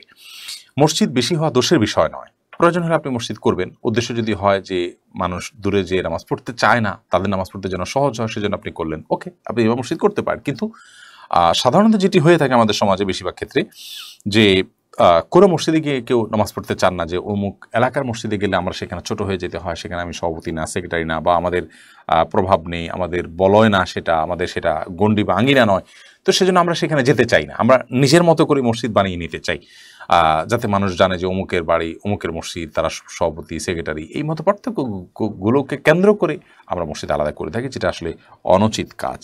আমরা আল্লাহর ঘরকে এভাবে বিভক্ত করব না এবং মিলেমিশে একটা ঐক্যবদ্ধ সমাজ গড়ে তোলার চেষ্টা করব। আর যেটি বলেছি যে মানুষ দূরে যেতে চায় না, অলসতা করে, সেই জন্য তাদের সুবিধার্থে মসজিদ করলেন, সেটি জায়েজ হতে পারে। এই জন্য পুরো পরিস্থিতি এবং আপনার জায়গার যে বিবরণ সেটি উল্লেখ করে আপনি লিখিত আকারে কোনো মুফতির কাছ থেকে ফতোয়া নিতে পারলে সেটা সবচেয়ে ভালো হয়। আমরা মৌলিক নীতি এবং নিয়মের কথা বললাম। এবারে রাশিদুল ইসলাম আপনি লিখেছেন, ঘুমের ওষুধ খাওয়া কখন বা কোন ক্ষেত্রে হারাম হবে? দেখুন, প্রথমত ঘুমের ওষুধ অতিরিক্ত খেলে জীবন সংকটাপন্ন হতে পারে, হুমকির মধ্যে পড়তে পারে, এরকম হলে সেক্ষেত্রে সেটি হারাম হবে। আর এছাড়া আপনার বিশেষ কোনো আপনার সঠিক উদ্দেশ্য ছাড়া যদি হয় তাহলে সেক্ষেত্রে সেটি নাজায়েজ বা গুনাহের কাজ হবে এবং অবস্থাতে সেটি হারাম হতে পারে। কিন্তু আপনি ঘুমের ওষুধ সেবন করলেন কেন? ঘুমের ওষুধের মাধ্যমে আপনার কোনো অপারেশন, সার্জারি হবে, ডাক্তার সেটা প্রয়োগ করলেন, অ্যানেস্থেসিয়া ইত্যাদি, তাহলে সেটা তো অবশ্যই জায়েজ, সেটি প্রয়োজনের ভিত্তিতে। আপনি সাকিব হাসান তীব্র আপনি লিখেছেন, রমাদান মাসে কি জামাত করে তাহাজ্জুদ পড়া যাবে এলাকার ছোট বড় ভাইদেরকে নিয়ে? রমাদান মাসে জামাতে তাহাজ্জুদ পড়া নিয়ে ফোকায়ে হানাফের কিছুটা দ্বিমত আছে, যদিও এক্ষেত্রে যথেষ্ট শৈথিল্য আছে। কেউ যদি তাহাজ্জুদের জামাত করেন, কেউ যদি পড়েন তার পাশে সৈন্যরা যোগ দেন, সেটা অসুবিধা নেই। অতএব রমাদান মাসে এটি করা যেতে পারে। বিশেষ করে শেষ দশকে নবী করিম সাল্লাল্লাহু আলাইহি ওয়াসাল্লাম রাত জেগে ইবাদতবন্দি করতেন, এই জন্য শেষ দশকে এটার গুরুত্ব একটু বেশি, অর্থাৎ রাত জেগে ইবাদত করার গুরুত্ব বেশি। কিন্তু আপনি পুরো মাস জুড়ে যদি আপনি তাহাজ্জুদ পড়েন এবং আপনার সাথে অন্যরা এসে যোগ দেয় এবং জামাত হয়, তাহলে সেক্ষেত্রে সেটি নাজায়েজ বা হারাম কাজ হবে না ইনশাআল্লাহ তাআলা। তুলির রহমান আপনি লিখেছেন, 4 দিন কক্সবাজার ঘুরতে গেলে কি সেখানে কসর পড়বো নাকি পুরো নামাজ পড়বো? আপনি ঢাকা থেকে বা কুমিল্লা থেকে বা অন্য কোনো জায়গা থেকে গেলেন, কক্সবাজার জাস্ট আপনি বেড়াতে গেলেন, সেটা আপনার কোনো স্থায়ী অস্থায়ী কোনো ঠিকানা নয়, তাহলে সেক্ষেত্রে আপনি 4 দিনের জন্য সেখানে যদি যান, অবশ্যই আপনি কসর করবেন। পথেও কসর করবেন, পথে আপনার এলাকার যে এরিয়া সীমানা সেটা পার হওয়ার পর থেকে কসর শুরু হবে, আর সেখানে গিয়ে প্রবেশ করার পর সেখানে 4 দিন থাকবেন, পুরো সময় জুড়ে আপনি কসর করবেন। অর্থাৎ জোহর, আসর এবং এশা এই নামাজগুলো 2 রাকাত করে পড়বেন, মাগরিব এবং ফজর যথারীতি 3 রাকাত এবং 2 রাকাত পড়বেন। সুন্নতগুলো পড়ার গুরুত্ব ততটা থাকে না সফরে, সুযোগ থাকলে আপনি পড়তে পারেন, আর না পড়লে কোনো অসুবিধা নেই। তবে বিতির আপনি পড়বেন এবং ফজরের নামাজ সুন্নত আপনি পড়বেন। এ হলো সফরের সময়কার বিধিবিধান। বিশেষ করে আমরা ঘুরতে উঠতে গেলে তখন এই বিধানগুলো আমাদেরকে মেনে চলতে হবে। প্রিয় দর্শক, দেখতে দেখতে আমরা অনুষ্ঠানের ঠিক মাঝামাঝি পর্যায়ে গিয়ে পৌঁছেছি এবং কয়েক সেকেন্ডের একটি ছোট্ট বিরতিতে যাচ্ছি। বিরতির পর ইনশাআল্লাহ আমরা আবার ফিরবো আমাদের এই লাইভ অনুষ্ঠানে। আশা করছি আমাদের সঙ্গেই থাকবেন ইনশাআল্লাহ তাআলা। আসুন্নাহ ফাউন্ডেশন মসজিদ কমপ্লেক্স ও ইসলামিক সেন্টার একটি লালিত স্বপ্ন। ইনশাআল্লাহ শিক্ষা, সেবা ও দাওয়া সহ ফাউন্ডেশনের বহুবিধ কার্যক্রমের কেন্দ্র হবে এই কমপ্লেক্স। ঢাকার নতুন বাজারের অদূরে কেনা জমিতে শীঘ্রই নির্মাণ কাজ শুরু হবে ইনশাআল্লাহ। সাদাকায়ে জারিয়ামূলক এই প্রকল্পে শরিক হতে পারেন আপনিও। অসহায় দরিদ্রদের দারিদ্র্য দূরীকরণ ও স্বাবলম্বীকরণের লক্ষ্যে আসুন্নাহ ফাউন্ডেশন পরিচালনা করছে স্বাবলম্বীকরণ প্রকল্প।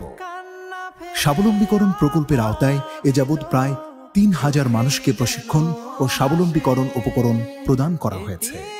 আপনার জাকাতের অর্থে স্বাবলম্বী হতে পারে অসহায় দরিদ্র মানুষ। আসুন্নাহ ফাউন্ডেশনের জাকাত তহবিলে জাকাত পাঠাতে ভিজিট করুন www.asunnahfoundation.org/donate/zakat। প্রিয় দর্শক, বিরতির পর আবার আপনাদেরকে স্বাগতম জানাচ্ছি আমরা আমাদের লাইভ অনুষ্ঠানে। আপনারা দেখছেন আসুন্নাহ ফাউন্ডেশন আয়োজিত সাপ্তাহিক সরাসরি প্রশ্নোত্তর অনুষ্ঠান শরীরের সমাধানের 195তম পর্ব। আমরা বিরতির আগে কথা বলেছিলাম বোন তুলির রহমানের প্রশ্ন নিয়ে। এই পর্যায়ে আমি দেখতে পাচ্ছি খুরশেদ আলম, আপনার প্রশ্ন আপনি লিখেছেন, মসজিদে বিয়ে করার কি বিশেষ কোনো ফজিলত আছে? মসজিদে বিয়ে হলে মসজিদে যে পরিবেশ সৃষ্টি হয় তা কি মসজিদের আদবের উপযোগী? ভাই খুরশেদ আলম, মসজিদে বিবাহ প্রসঙ্গে তিরমিজির একটি হাদিস আছে, জালু হাদান নিকাহ ফিল আলিনু হাদান নিকাহ ওয়া জালুহু ফিল মাসাজিদ। তোমরা এই বিবাহকে ব্যাপকভাবে প্রচার করো, প্রসার করো, জানাও, ঘোষণা দিয়ে বিবাহ করো। অর্থাৎ এটা লুকোছাপা করে করার জিনিস নয়। কোনো কোনো বর্ণনা আছে ইন্নাহু নিকাহ ওয়া লাইসা বিসিফাহ, এটা কোনো ব্যভিচার নয়, এটা বিবাহ, অতএব এটাকে জানান দিয়ে করো তোমরা। আর মসজিদে বিবাহ এর আগদ সম্পাদন করো। এই বর্ণনাটি বর্ণনা করার পর খুদ ইমাম তিরমিজি এটাকে দাইফ বা দুর্বল সূত্রে বর্ণিত বলে মন্তব্য করেছেন, আর অনেক মুহাদ্দিস এটাকে দুর্বল সূত্রে বর্ণিত বলেছেন। এজন্য এই হাদিসের ভিত্তিতে মসজিদে বিয়ে করা বিষয়ে খুব জোরালো বক্তব্য দেওয়া কঠিন, যদিও এ বিষয়ে পুরো আরও হাদিসগুলোকে সামনে রেখে সংখ্যাগরিষ্ঠ ইমামগণ বা জমহুর উলামা ইকরাম মসজিদে বিয়ের সম্পাদন করাটাকে উত্তম বা মুস্তাহাব বলেছেন। এটা খুব গুরুত্বপূর্ণ কোনো কিছু এর চাইতে বেশি সেরকম না, বরং এটাকে উত্তম বা মুস্তাহাব বলেছেন। আর সমকালীন যুগের উলামা ইকরাম অনেকে এটি মুস্তাহাব হওয়ার সপক্ষে আরও কয়েকটি কারণ উল্লেখ করেছেন। তোমাদের থেকে একটি হলো যে বিবাহ কেন্দ্রিক যে অনাচার বা গুনাহ ইত্যাদি হয়ে থাকে সচরাচর, মসজিদে বিবাহ সম্পাদন হওয়ার মাধ্যমে সেটি থেকে অনেকখানি নিষ্কৃতি পাওয়া যায়। তাছাড়া বিবাহকে যে প্রচার করার কথা বলা হয়েছে এটি বিভিন্ন বিশুদ্ধ হাদিস দ্বারা প্রমাণিত। অতএব মসজিদে যদি হয় তাহলে সেটা জানাজানি হয় এবং প্রচার হয়, ঘোষণার কাজ হয়ে যায় অনেকটা। তো এই সমস্ত কারণে মসজিদে বিবাহ করাটাকে উত্তম বলেছেন জমহুর বা সংখ্যাগরিষ্ঠ উলামা ইকরাম। যদিও সমকালীন ওলামাদের অনেকে, বিশেষ করে সৌদি আরব আলেমদের অনেকেই কিন্তু এটিকে শুধুমাত্র জায়েজ বলেছেন, অর্থাৎ মসজিদে বিবাহ করা জায়েজ, জাস্ট এর বাইরে কিছু নয়। কারণ তারাও যে হাদিসের সনদকে দুর্বল সেই যুক্তিতে এটিকে মুস্তাহাব বলেন না। এছাড়া আপনার নবী করিম সাল্লাল্লাহু আলাইহি সাল্লাম তার যে বিবাহ হয়েছে তিনি মসজিদে সম্পাদন করেছেন, ব্যাপারটি সেরকম নয়, বরং মসজিদের বাইরেও তিনি বিবাহ সম্পাদন করেছেন, যদিও মসজিদেও বিবাহ সম্পাদন হওয়ার বিষয়টি তার থেকে প্রমাণিত। খোলাসা কথা হলো মসজিদে বিয়ে করাটা জমহুর বা সংখ্যাগরিষ্ঠ আলেমদের মতে উত্তম বা মুস্তাহাব, তবে বাসা বাড়িতে বা অন্য কোথাও বিয়ে হলেও অসুবিধা নেই। আর আপনি যে প্রশ্নটি তুলেছেন যে মসজিদের যে পরিবেশ বিয়ের কারণে সেটি নষ্ট হতে পারে, এর কারণে কি মসজিদের আদব বা মসজিদের যে শিষ্টাচার সেটি লঙ্ঘন হবে কিনা, উত্তর হলো না। মসজিদে এতটুকু আপনার আনন্দ করার, এতটুকু আপনার খেজুর বিতরণ করতে একটু হালকা হইচই হতে পারে, এতটুকু বিষয় মসজিদে আল্লাহ রাব্বুল আলামিন অ্যালাউ করেছেন। এবং সাহাবা ইকরাম এবং নবী সাল্লাল্লাহু আলাইহি সাল্লামের সময় মসজিদে আগদ হওয়ার নজির যেহেতু আছে বিধায় এই যুক্তিতে মসজিদে আগদ হওয়ার ব্যাপারে নিষেধাজ্ঞা আরোপ করা বা নিষেধ করার কোনো সুযোগ কিন্তু নেই। শারমিন শেখ আপনি লিখেছেন, আসরের নামাজের পর পুরুষ যদি আমার মুখ দেখে ও কথা বলে সেই অজুতে কি আমি মাগরিব এশা নামাজ আদায় করতে পারবো? আসরের নামাজের পর যদি কোনো গায়রে মাহরাম আপনার চেহারা দেখে ফেলেন বা যে কোনো নামাজের পর বা যে কোনো সময়, এর ফলে আপনার অজু ভাঙবে না। পরপুরুষ আপনাকে দেখলে আপনার অজু ভাঙবে না। আপনার অবহেলার কারণে, আপনার অসতর্কতার কারণে যদি আপনার পর্দাহীনতা হয় তাহলে সেক্ষেত্রে আপনার গুনাহ হবে। তার জন্য আপনি আল্লাহর কাছে ইস্তেগফার করবেন, তওবা করবেন, ভবিষ্যতের জন্য সাবধান সতর্ক থাকবেন, সেটি ভিন্ন বিষয়। আর যদি আপনার অসতর্কতা না থাকে তাহলে সেক্ষেত্রে গুনাহ হবে না, কিন্তু এর কারণে অজু ভঙ্গ হবে না এবং এর ফলে আপনি ওই অজু দিয়ে পরবর্তী ওয়াক্তের নামাজ পড়তে কোনো অসুবিধা নেই। এরপরে মারিয়াম বোন আপনি আইডি থেকে লিখেছেন, ভালোবেসে বিয়ে করলে নাকি দাম্পত্য জীবনে অশান্তি হয়, এটা কতটুকু যুক্তিসঙ্গত? দেখুন, প্রথম কথা হলো বিবাহ বহির্ভূত সম্পর্ক যেটা, সেটাকে ভালোবেসে বিবাহ করা, এইটা বলাতে আমি সবসময় আপত্তি করে থাকি। কারণ আসলে বিবাহ বহির্ভূত সম্পর্ক যেটি হারাম সম্পর্ক, এই হারাম সম্পর্ককে আপনার ভালোবাসা বলা, এটা ভালোবাসা শব্দের সাথে আমার মনে হয় যে এক ধরনের কি বলা যায়, এর একটা অপব্যবহার হয়। কারণ হলো প্রকৃত ভালোবাসা একজন নারী একজন পুরুষ তাদের মধ্যে স্বামী স্ত্রী সুলভ যে ভালোবাসা সেটি বৈবাহিক সম্পর্কের মধ্য দিয়েই কিন্তু প্রতিষ্ঠিত হয়ে থাকে। আর বিবাহ বহির্ভূত সম্পর্ক হলে সেটি হতে পারে ভালোবাসা, কিন্তু সেটা বেশিরভাগ ক্ষেত্রে স্বার্থপরতার কারণে, সেটা নিছক ভোগের মানসিকতা থেকে ইত্যাদি থেকে হয়। আমি বলছি না যে এর বাইরে নিছক ভালো লাগা থেকে ভালোবাসা হয় না, হয়, কিন্তু সেখানে ঘুরে ফিরে কিন্তু ভোগটা চলে আসে। এই বাস্তবতাকে আমরা পৃথিবীর কোনো মানুষই বোধ হয় অস্বীকার করতে পারবো না। যাই হোক, তো হারামে আরাম নেই, এটি তো আমরা সবাই জানি। তো বিবাহ বহির্ভূত সম্পর্ক করে যদি আপনি বিবাহে যান তাহলে সেক্ষেত্রে বিবাহ বহির্ভূত সম্পর্ক করে হারাম করেছেন, হারাম সম্পর্ক করে যে অন্যায়গুলো করেছেন তার প্রায়শ্চিত্ত আপনাকে ভোগ করতে হয়। এর মানে এই না যে সবসময় এটি আপনার আবশ্যিক এবং বাধ্যতামূলক হয়ে যায় যে বিবাহ বহির্ভূত সম্পর্ক করে বিয়ে করলেই আপনার তাদের সংসার অশান্তি হয়। তবে এটা ঠিক যে এই ধরনের সম্পর্কগুলো বেশিরভাগ ক্ষেত্রেই আপনার চরম সুখ যেটা দাম্পত্য জীবনে একজন হালাল এবং আপনার বৈধ উপায়ে সম্পর্ককারী মানুষ পেয়ে থাকে, সেটি থেকে বেশিরভাগ ক্ষেত্রে এরা বঞ্চিত হয়। মোস্তফা সরোয়ার আপনি লিখেছেন, গত রমাদান মাসে আমি একটি রোজা ভেঙেছিলাম, সফরে ছিলাম বলে রাখতে পারিনি, সেই রোজাটা কি রাখতে হবে? অবশ্যই সফরে যে রোজা আপনার ভেঙেছেন আপনি সফরের পরে অবশ্যই সেই রোজাটা আপনি রাখবেন এবং সেই রোজাটা আপনাকে রাখতে হবে। আল্লাহ সুবহানাহু ওয়া তাআলা বলেছেন, ফামান কানা মিনকুম মারিদান আও আলা সাফারিন, যারা সফরে থাকবে কিংবা অসুস্থ থাকবে, ফাইদাতুম মিন আইয়ামিন উখরা, তারা অন্য সময় কিন্তু এই রোজা রেখে দিতে হবে, আপনাকে রোজাটা রেখে দিতে হবে। আমাদের অনেক ভাই অনেক বোন আমার শারীরিক অবস্থা জানতে চাচ্ছেন, আপনাদেরকে আমরা অবগত করছি যে আমার শারীরিক অবস্থা আলহামদুলিল্লাহ কিছুটা ভালো, তবে এখনও অনেক কষ্ট আমার আছে এবং ট্রিটমেন্ট চলমান আছে, দীর্ঘমেয়াদী ট্রিটমেন্ট চলতে হবে। ডাক্তাররা অপারেশনের কথা বলেছেন, কিছুটা জটিল অপারেশনের কথা বলেছেন। আল্লাহ যেন সব কিছু সহজ করে দেন, আপনাদের কাছে আমরা কায়মনা বাক্যে দোয়া চাই। এবং আমি ট্রিটমেন্টের পাশাপাশি কাজও টুকটাক চালানোর চেষ্টা করছি। এর মধ্যে আমার দেশের বাইরে সফরও আছে, সব কিছুর জন্য আল্লাহ তাআলা সহজ করেন, আপনারা দোয়া করবেন। এর পাশাপাশি আমাদের শেখ আব্দুল মোহাম্মদ সাইফুল্লাহ ভাই, ওনার মেয়ে সহ বাপ মেয়ে দুজন হসপিটালে অ্যাডমিট আছেন ডেঙ্গু আক্রান্ত হয়ে, তাদেরকে যেন আল্লাহ রাব্বুল আলামিন শিফা কামিলা দান করেন, তাদের জন্য দোয়া করবেন। আরও আমাদের দেশে অনেক মানুষ, আমাদের অনেক ভাই অনেক বোন, তারা ডেঙ্গুতে বিভিন্ন রোগে আক্রান্ত, আল্লাহ রাব্বুল আলামিন তাদের সবার কষ্ট যেন দূর করে দেন, লাঘব করে দেন, আপনারা দোয়া করবেন। আমার জন্য আপনারা যারা দোয়া করেছেন আমি আপনাদের কাছে কৃতজ্ঞতা প্রকাশ করছি। আপনাদেরকে আল্লাহ তাআলা উত্তম বিনিময় দান করুন, আপনাদেরকে আপনাদের পরিবারকে আল্লাহ তাআলা সুস্থ নিরাপদে রাখুন, আমরা সেই দোয়া করছি। এরপর শাহ আলম আপনি লিখেছেন, ক্রিকেট বা যে কোনো খেলাধুলাকে পেশা হিসাবে নেওয়ার শরঈ বিধান কি? এ বিষয়ে আমরা এর আগে বিভিন্ন জায়গায় বলেছি। দেখুন, গতানুগতিক যে খেলাধুলা, এই খেলাধুলোকে পেশা হিসাবে নেওয়া ইসলাম শরীয়তের দৃষ্টিকোণ থেকে জায়েজ নয়। কারণ এটা আসলে শরিয়া যে হালাল পেশার নীতিমালা দিয়েছে তার মধ্যে এটি পড়ে না।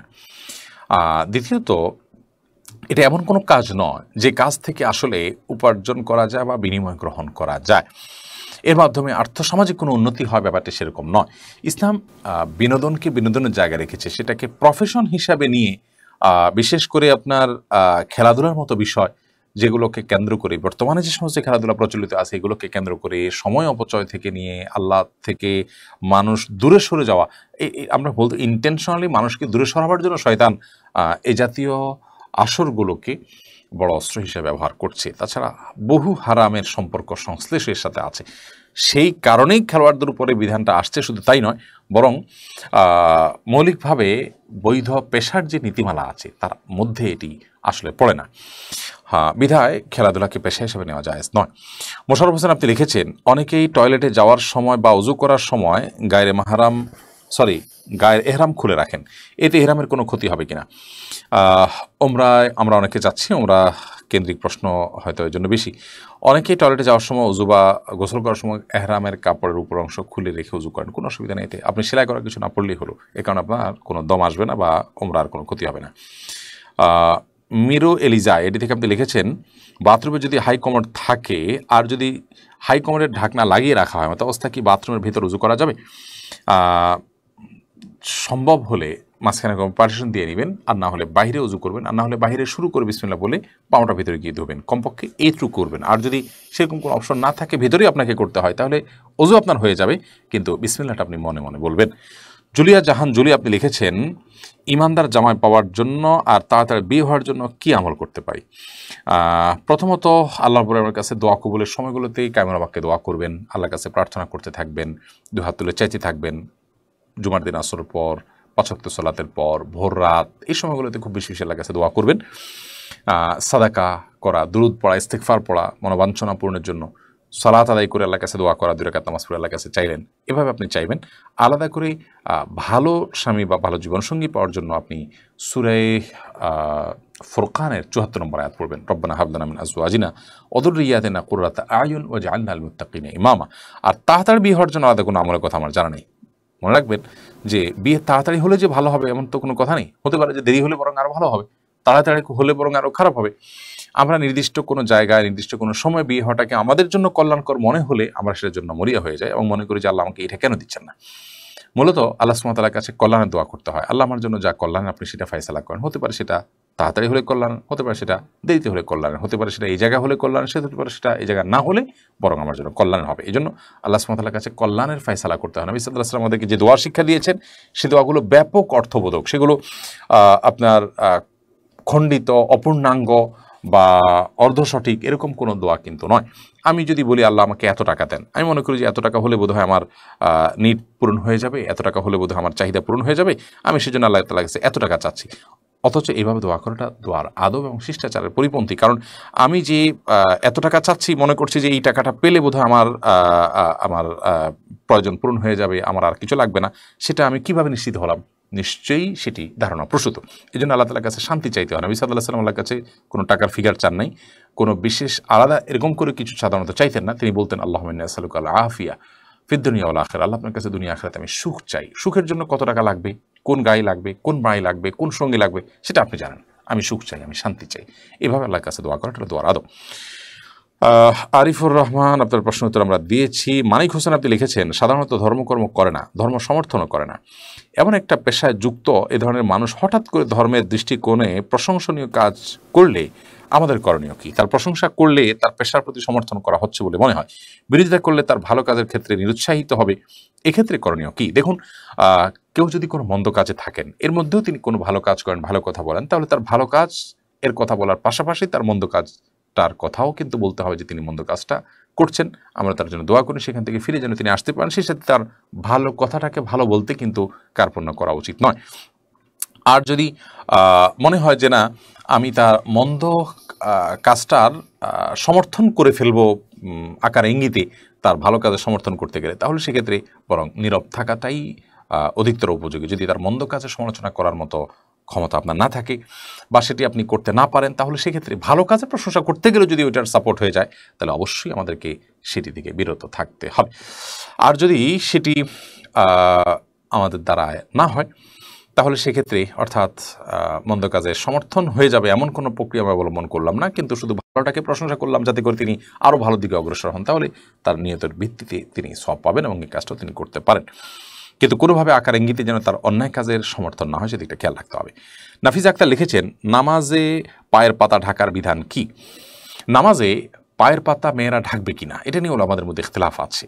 অনেক ওলামা ইকরাম বলেছেন পায়ের পাতা ঢাকতে হবে, অনেকে বলেছেন না, টাকনুর নিচ পর্যন্ত পোশাক থাকলেই চলবে, পাতা ঢাকতে হবে না। এই দ্বিতীয় মতটি আমার কাছে অধিকতর শুদ্ধ মনে হলেও প্রথম মতটি নিরাপদ। তবে এর জন্য মোজা পড়তে হবে এবং পাতার আপনার পায়ের যে পাতা এটার তলার অংশটাও ঢাকতে হবে, ব্যাপারটা কিন্তু সেরকম নয়। যদি সেটা অনেকে বলে থাকেন, কিন্তু সেটা আমার কাছে সঠিক মনে হয় না। তবে পায়ের টাকনুর নিচে পোশাক থাকলে আপনার চলবে, তবে পায়ের পাতাসহ ঢাকতে পারলে সেটা অধিকতর নিরাপদ সন্দেহাতীতভাবে। হামিদা খাতুন লিখেছেন, নামাজের বিছানা সবসময় বিছানো থাকলে কোনো গুনাহ হবে? না, বিছানা সবসময় বিছানা থাকলে কোনো গুনাহ হবে না। আমরা অনেকে মনে করি বিছানাও থাকলে গুনাহ হবে, এবং অনেকে এটা নিয়ে অনেক কথা বলি, মন্তব্য করি নিজের মন গড়া যে এটা থাকলে ওইটা হবে সেটা হবে। আসলে বাসা বাড়িতে এগুলো বিছানা থাকলে বাচ্চারা সেখানে আপনার ময়লা ফেলতে পারে বা অন্য কোনোভাবে সেটা নষ্ট হতে পারে, সেই কারণে হয়তো গুছিয়ে রাখা উত্তম। সেটা নিছক আমাদের সুবিধা অসুবিধার ব্যাপার, কিন্তু শরীয়ত এটার জন্য কোনো বিধিবিধান আরোপ করেনি যে আমি বলবো যে বিছিয়ে রাখলে সেটা গুনাহ হবে, এমন না। আতাউর রহমান আপনি লিখেছেন, যুবকদের জন্য কিছু নসিহা করবেন। যুবকরা আমাদের ভাই হন, বোন হন, আপনাদের জন্য সবচেয়ে গুরুত্বপূর্ণ বিষয় হলো যে আপনারা ইসলাম সম্পর্কে জানার চেষ্টা করবেন, কোরআন হাদিস বুঝে বুঝে পড়ার চেষ্টা করবেন, এবং যে সমস্ত ওলামা ইকরাম কোরআন হাদিসের আলোকে কথা বলে থাকেন তাদের বক্তব্য শুনবেন। ইসলামের উপরে ছোটো ছোটো অনলাইন অনেকগুলো কোর্স পাওয়া যায়, সেগুলো কোনোটা না কোনোটা করবেন আপনারা। দ্বিতীয়ত, যৌবনের ইবাদত আল্লাহর কাছে অনেক বেশি প্রিয়, এবং যৌবনকাল যারা ইবাদতের মাধ্যমে কাটায় তারা কিয়ামতের দিন আরশের নিচে ভিআইপি প্যান্ডেলের ছায়া পাবেন, যেদিন ভয়াবহ অবস্থা থাকবে, মানুষের মাথার খুব কাছাকাছি সূর্য অবস্থান করবে সেই দিন। তো এরকম অবস্থাতে আপনি যদি আল্লাহ তাআলার নেয়ামত পেতে চান, অবশ্যই আপনার যৌবনকে ইবাদতে কাটানোর চেষ্টা করতে হবে। আপনি নফল ইবাদত করতে না পারেন, শুধু 5 ওয়াক্ত ফরজ নামাজগুলো পড়েন, এবং আপনার যৌবনকে হারাম রিলেশন এবং সম্পর্ক থেকে বাঁচিয়ে রাখেন, খারাপ বন্ধু থেকে বাঁচিয়ে রাখেন। এই কয়েকটা কাজ যদি আপনি করেন, ভালো মানুষের সঙ্গ এবং সৎসঙ্গ অবলম্বন করেন, ইনশাআল্লাহ বিদিনিল্লাহ আপনার জীবনটা আপনি উপভোগ করবেন, এবং আপনার জীবনটা বারাকা দিয়ে পরিপূর্ণ হবে, এবং আপনি অনুভব করতে পারবেন যে আপনি একটা পবিত্র জীবন যাপন করছেন। এবং আমাদের তরুণ ভাই বোনদেরকে আমি বলতে চাই, সূরা ইউসুফ যেন তারা অবশ্যই বর্তমান যুগে আজকের বাস্তবতা তারা যেন বেশি বেশি করে অধ্যয়ন করেন, পড়েন, এবং ইউসুফ আলাইহিস সালামের যে রোল ছিল সেই রোলটা যেন তারা প্লে করেন এবং সেই রোলটা যেন অনুসরণ করেন তারা। আল্লাহ তাআলা আমাদের যুবক ভাই বোনদের ঈমান আমলকে হেফাজত করুন, এবং তাদের ঈমান আমলকে ধ্বংস করবার জন্য যে সমস্ত ষড়যন্ত্র, যে সমস্ত আয়োজন দেশ এবং দেশের বাইরে থেকে হচ্ছে, সেগুলো থেকে তারা যেন নিজেদেরকে রক্ষা করতে পারেন, সেজন্য আল্লাহর কাছে দোয়াও করতে হবে, এবং সেই প্রচেষ্টাও কিন্তু থাকতে হবে। কিয়ামত যত নিকটবর্তী হবে তত ঈমান ধরে রাখা অত্যন্ত কঠিন হবে, যুবকদের জন্য সেটা আরও দুরূহ। নাজমুল আলম লিখেছেন, সম্প্রতি একজন ক্রিকেটার ধর্মীয় কিছু কথা বলে তোপের মুখে পড়েছেন, পরিস্থিতি ঘোলাটে হলে সেই ক্রিকেটার ক্ষমা চাইতে বাধ্য হন, তাহলে বাক স্বাধীনতা থাকলো কই? হ্যাঁ, এই প্রশ্ন তো আমারও। যারা নিজেদেরকে মুক্ত মনা বলেন, তারা একজন মানুষের একটা মতামত হোক সেটা সঠিক বা অর্ধ সঠিক বা ভুল বা যাই হোক না কেন, সেটাকে নিয়ে এত তুলকালাম করে ফেলছেন। কই, কোনো ক্রিকেটারের চারিত্রিক বিষয়ে যদি বড় কোনো জটিলতা দেখা দেয়, বড় কোনো সমস্যা বা ঘাপলা ধরা পড়ে, তো এই শ্রেণীর তথাকথিত মুক্তমানাদেরকে তো সেটা নিয়ে তেমন কোনো কথা বলতে দেখা যায়। তার মানে একটা মানুষ চরিত্রহীন হতে পারবে, একটা মানুষ ইসলাম বিরোধিতা করতে পারবে, নাস্তিক হতে পারবে, যা খুশি তা বলতে পারবে, কিন্তু তিনি ইসলাম মনে করে কোনো কথা বলেছেন, সেটা ইসলাম ঠিক ওইভাবে বলে কিনা সেটা আরেক প্রশ্ন, কিন্তু তার ওই মত প্রকাশের স্বাধীনতা তারা রাখতে চাচ্ছেন না। তাহলে এই মানুষগুলো কিভাবে মুক্ত মনা হয়? আমরা আমাদের সমাজে এই জাতীয় মানুষগুলোর দ্বিচারিতা, তাদের পরস্পর বিরোধী অবস্থান, এটা আমরা প্রায় দেখতে পাই। তারা মানুষের মত প্রকাশের স্বাধীনতা যেমন বলে, ঠিক একইভাবে তারা নারীর স্বাধীনতার কথা বলে। আপনি বলুন, নারীকে যদি হিজাব পড়তে চায় কোনো নারী, তাকে যদি পড়তে বাধা দেওয়া হয়, তাহলে সেক্ষেত্রে কি নারীর অধিকার ক্ষুণ্ণ হলো না? কোনো নারীকে যদি হিজাব খুলতে তার কষ্ট হয়, তাকে আপনি খুলতে বাধ্য করলেন, সেটা কি তার অধিকার নষ্ট হয় না? কই, এই সমস্ত মুক্তমনাদের ক্ষেত্রে কখনো নারীর হিজাব পড়তে চায় যে নারী, নিজে স্বেচ্ছা পড়তে চান, তার পক্ষে তো তাদেরকে কথা বলতে কোনোদিন শোনা যায় না। এখান থেকে পরিষ্কারভাবে বোঝা যায় এরা হলো সমাজের সবচেয়ে বড় প্রতারক এবং সবচেয়ে বড় ভণ্ড, এরা হলো সবচেয়ে বড় দ্বিচারী। এদের বিরুদ্ধে আমাদের সামাজিক আন্দোলন গড়ে তুলতে হবে। এই মানুষগুলোর সংখ্যায় 1%ও না। এদেশের সংখ্যাগরিষ্ঠ মানুষের চিন্তা চেতনা সংস্কৃতির শত্রু এরা। এরা ভিনদেশি এজেন্ডা বাস্তবায়ন করার জন্য এখানে বসে আমাদের উপরে নানামুখী আপনার ষড়যন্ত্র তারা আপনার এর জাল তারা বপন করতে থাকে। অতএব এদের উপর আমাদেরকে সাবধান থাকতে হবে, সতর্ক থাকতে হবে। এরা শিক্ষিতের ভান ধরে, এরা সুশীলের ভান ধরে, এরা আমাদেরকে অনেক নীতিবাক্য এবং সবক শোনাতে আসে। এই মানুষগুলোর প্রকৃত রূপ যখন এই সমস্ত ঘটনার মধ্য দিয়ে প্রকাশ হয়, তখন অবশ্যই আমরা নিজেরা সতর্ক হব এবং অন্যদেরকে এদের ব্যাপারে সতর্ক করব, চোখে আঙ্গুল দিয়ে দেখাবো এরা কত বড় প্রতারক এবং কত বড় আপনার দ্বিচারী এবং কত বড় তারা পরস্পর বিরোধী অবস্থান গ্রহণ করে থাকে। সেই সাথে ক্রিকেটার হোক আর যেই হোক না কেন, আমরা বলবো ইসলামের ব্যাপারে কোনো কথা বলতে হলে দায়িত্বশীলতার সাথে বলতে হবে। এমন কোনোভাবে বলা যাবে না যে ফাঁকফোকর থাকে বা ত্রুটি থাকে বা অর্ধসত্য প্রকাশিত হয়। সেরকম যদি হয় তাহলে সেক্ষেত্রে মানুষ ইসলাম সম্পর্কে ভুল ধারণা নিবে, তার দায়ও কিন্তু আমাদেরকে নিতে হবে। ইসলামের দাওয়াতের কাজ খুব সবের কাজ, কিন্তু সেটা করতে গিয়ে যদি ভুল করে বসি তার দায়ও কিন্তু সাধারণ নয়, বরং অনেক বড় বিষয়। নিঝুম রাত আইডি থেকে আপনি লিখেছেন, বাচ্চা হওয়ার পর মেয়েরা যে কাপড় 40 দিন পর্যন্ত পরে, সে কাপড় নাকি 40 দিন পরে আর পরা যাবে না, তাকে নাপাক হয়ে যায়, তাহলে ফেলে দিতে হবে? এবার ইসলাম কি বলে জানাবেন। না, বাচ্চা হওয়ার পর মেয়েরা 40 দিন পর্যন্ত যে পোশাক পরবে ওই পোশাক আর পরা যাবে না, এমন কোনো কথা ইসলাম বলেনি। বরং যদি নাপাক লেগে থাকে, নাপাক ধুয়ে আপনি সেটা পড়তে পারবেন। নাজদিন নিপাত লিখেছেন, মৃত বাবার হয়ে আমি কি মায়ের মোহর পরিশোধ করতে পারবো? অবশ্যই করতে পারবেন। শুধু করতে পারবেন তা নয়, বরং আপনার বাবা যদি সম্পদ রেখে যান, সে সম্পদ থেকে আপনার মায়ের মোহর তার পাওনা হিসেবে অবশ্যই আপনারা সন্তানরা পরিশোধ করবেন। আর যদি তিনি সম্পদ রেখে না যান, তো আপনি সব প্রণোদিত হয়ে নিজের সম্পদ থেকে বাবার মোহরানা পরিশোধ করে মাকে পরিশোধ করে বাবাকে আপনি দায়মুক্ত করবেন।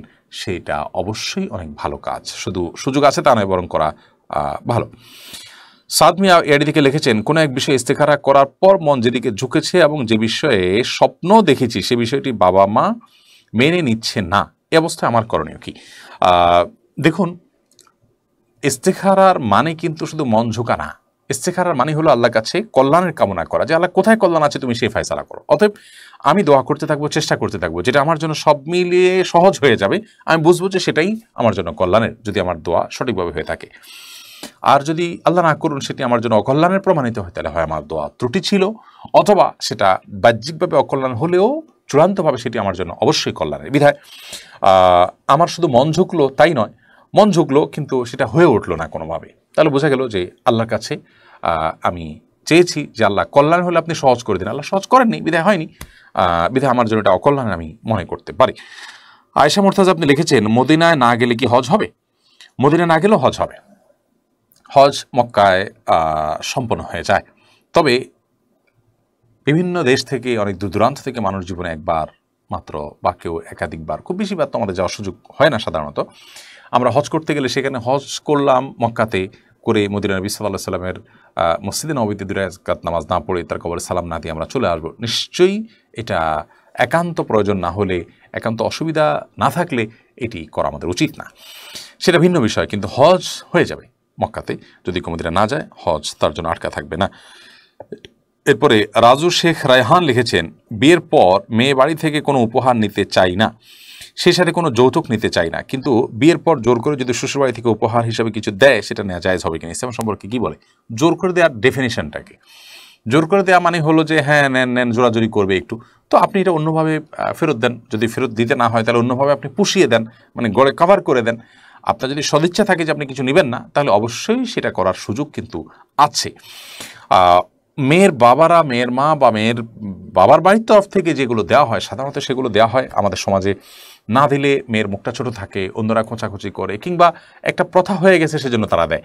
তো এই প্রথাটা তো ভাঙতে হবে কাউকে না কাউকে, সেজন্য আমাদেরকে উদ্যোগী হতে হবে। হ্যাঁ, একেবারেই যেটাকে বলা যায় আপনার গিফট, যেটা যৌতুক না, ছোটোখাটো কোনো কিছু, জাস্ট আপনার স্মৃতিস্বরূপ বা আপনার ভালোবাসার নিদর্শন স্বরূপ, সেগুলো আদান প্রদান তো করাই যেতে পারে। কিন্তু আমাদের লক্ষ্য রাখতে হবে যে প্রচলিত যে যৌতুক আছে, ঘুরিয়ে ফিরিয়ে গিফটের নাম দিয়ে সেটা যেন না হয়। এমনি মিনহাজুল ইয়াজদানি এআইডি থেকে আপনি লিখেছেন নামাজ সানা পড়তে ভুলে গেলে করণীয় কি? আপনি নামাজ সানা পড়তে যদি ভুলে যান, সূরা ফাতিহা ইত্যাদি সূরা পড়া শুরু করে দেন, তাহলে নামাজ হয়ে যাবে। এর কারণে নামাজ হবে না, ব্যাপারটা কিন্তু সেরকম না, কারণ সূরা ফাতিহা এটা ফরজ কিংবা ওয়াজিব নয়। এরপরে রাতুল সিন, এরপরে কি যেন খুব লম্বা একটা আইডি, ইমেল আইডি সম্ভবত, আপনি ইউটিউব চ্যানেলে আপনি প্রশ্ন করেছেন, আমি সৌদি আরবে কর্মরত আছি, আমি আমার মায়ের নামে ওমরা করতে চাচ্ছি, তিনি আলহামদুলিল্লাহ সুস্থ আছেন, কিন্তু ওনাকে নিয়ে এসে ওমরা করার সক্ষমতা আমার এখনো হয়নি, আমি কি আমার মায়ের নামে বদলে ওমরা করতে পারি? আপনি আপনার মায়ের তরফ থেকে তিনি আসার মতো ক্ষমতা না থাকলে তার তরফ থেকে ওমরা করতে পারেন। তবে এক্ষেত্রে অনেক উলামা ইকরামের মত হলো যে যদি কারোর শারীরিক ক্ষমতা না থাকে, আসার সক্ষমতা না থাকে কিংবা মারা যান, তাহলে সেক্ষেত্রে তার পক্ষ থেকে ওমরা বা হজ হয়। আর যদি শারীরিক সক্ষমতা আছে কিন্তু আর্থিক সক্ষমতা নেই, তাহলে তার পক্ষ থেকে ওমরা হয় না। এটা অনেক আমাদের মত, যদিও এর বিপরীত মতটি সেটা অত্যন্ত শক্তিশালী, যে আপনার কারোর যদি শারীরিক বা আর্থিক সঙ্গতি নেই কিন্তু আপনার সঙ্গতি আছে, আপনি তার তরফ থেকে ওমরা করে দিতে পারেন, তার নফল ওমরা হয়ে হিসাবে এটা বিবেচিত হবে। এবারে জোবাইর আপনি লিখেছেন কেউ যদি ওমরা করে তাহলে তার উপরে কি হজ ফরজ হবে? কেউ যদি ওমরা করে তাহলে তার উপরে অবশ্যই হজ করার মতো সামর্থ্য থাকলে তার উপর হজও ফরজ হবে। ওমরা করলে আর হজ মানে করা লাগবে না, ব্যাপারটা সেরকম না। আমরা অনেকে মনে করি যে ওমরা এটাও তো এক প্রকারের হজ, অতএব এটা করলে বোধ হয় মূল হজ আদায় হয়ে যাবে। মজম হোসেন লিখেছেন আপনার সঙ্গে ওমরা করতে চাই, কিভাবে করতে পারি?